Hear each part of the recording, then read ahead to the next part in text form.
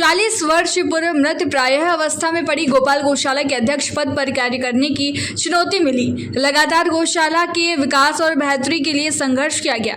पिछले 10 वर्षों में इस गौशाला में 50 लाख के विकास कार्य हुए हैं। कोशिश है नीमच के नजदीक स्थित लेवड़ा की गोपाल गौशाला को देश के आदर्श गौशाला के रूप में विकसित करने की।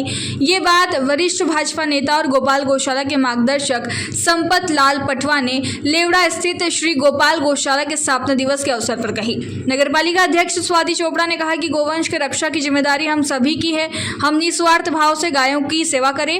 जिला पंचायत के सीईओ गुरु प्रसाद ने कहा कि स्वास्थ्य की कुंजी गौ माता में है। उन्होंने प्राकृतिक खेती और देसी गाय के बारे में भी सारगर्भित प्रकाश डाला। स्वागत उद्बोधन गोपाल गौशाला के वर्तमान अध्यक्ष पारस पटवा ने दिया।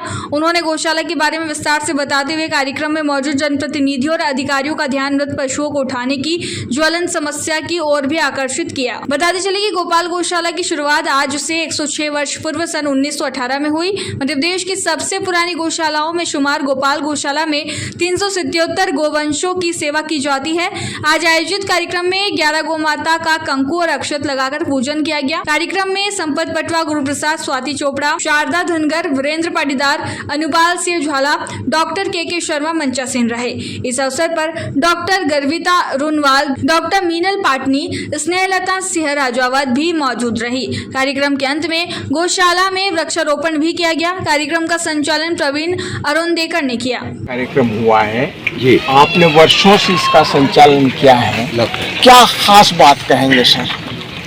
मैं खास बात आज ये कहना चाहूँगा कि यह गोपाल गौशाला मेरे ख्याल से मध्य प्रदेश की सबसे पुरानी गौशाला है। आज 108 वर्ष अपने जीवन पर यात्रा के पूर्ण कर रही है। इस गौशाला ने अपनी जीवन यात्रा में उद्भव, पराभव, उतार चढ़ाव बहुत देखे, लेकिन मुझे आज ये कहते हुए बहुत हर्ष है कि आज इस गौशाला को हम पिछले 10-15 वर्षों में जिस स्थान पर पहुंचा पाए हैं और जहां पहुंचाने का हमारा संकल्प है वो अब पूरा होता हुआ नजर आ रहा है। जब मैंने अध्यक्ष पद का दायित्व संभाला और एक बार अभी करीब 12-14-15 वर्षों पूर्व जब मैंने पारस जी को इस गौशाला से जोड़ा, बल्कि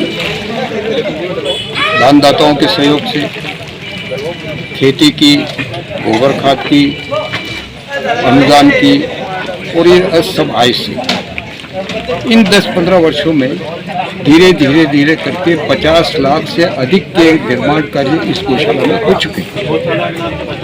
और अभी गत माह हमने गोपाल गौशाला बगा नीमच की साधारण सभा आयोजित की थी।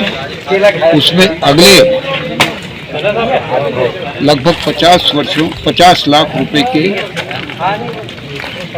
नए निर्माण कार्य बनाने की योजना को और प्रस्तावों को स्वीकार किया है और उसके लिए हम उसको कार्य रूप में परिणित करने के लिए बहुत जल्द शुरुआत करेंगे।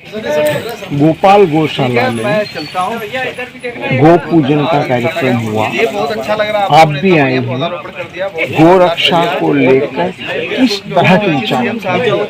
देखिए, इस वर्ष हमारे जो माननीय मुख्यमंत्री जी हैं उन्होंने गोवंश रक्षा के वर्ष के रूप में इसको डिक्लेयर किया है। बहुत अति आवश्यकता भी है इस बात की कि हम इस बात को समझें कि जो गायें हैं, जो जिनको हम गौ माता बोलते हैं और हमारी संस्कृति में हम ये मानते हैं कि उनमें देवता का वास होता है और बहुत ही शांत स्वभाव की गाय माता जो हमें दूध देती है। जो इंडियन मेडिकल एसोसिएशन ने बोला है कि वो जो दूध होता है वो माँ के दूध के बाद सर्वश्रेष्ठ उत्तम दूध होता है। तो ऐसी गौ माता जो हमें इतना कुछ देती है, उनकी रक्षा करना, उनका ध्यान रखना, उनकी सेवा करना का जो हमारा कर्तव्य है, उसके पालन के लिए ये बहुत ज़रूरी है कि हम सब मिलकर आगे आएँ। और गौशालाएँ भी जो संचालित हो रही हैं वहाँ पर भी बहुत अच्छा यहाँ पर गौशाला में संचालन हो रहा है और भी गौशालाएँ बने और जो गायें इधर उधर घूमती रहती हैं शहरों में भी, उनको अगर गौशाला में स्थान मिलेगा तो उनकी सेवा होगी, उनका संरक्षण होगा। नगर पालिका की ओर से क्या कहें?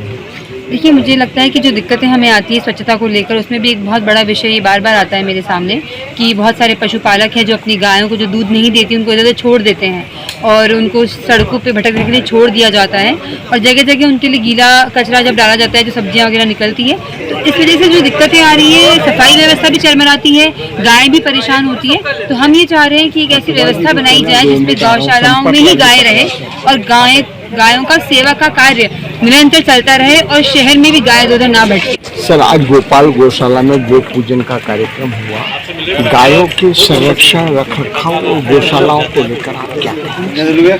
देखिए, जैसा मैंने अपने वक्तव्य में भी कहा कि जो भारत की जो स्वास्थ्य के जो पूंजी है वो कहीं न कहीं हमारे गौवंशों में निहित है, उनके पास है। और प्राकृतिक खेती की शुरुआत देसी गाय के गोबर से ही की जा सकती है। ऐसे में हमारा समाज का, प्रशासन का, सभी का दायित्व है कि हमारी जो गौशालाएं चलती हैं उनको व्यवस्थित रूप से चलाएं, उनमें जो चारे की, पानी की व्यवस्था करें, बाउंड्री वॉल की व्यवस्था करें, हमारे जो चारागाह की व्यवस्था करें। हमने जो है कि नरेगा के माध्यम से भी लगभग 45 गौशालाओं का निर्माण किया है और भविष्य में भी गौ सेवा क्षेत्र में कार्य करते हैं।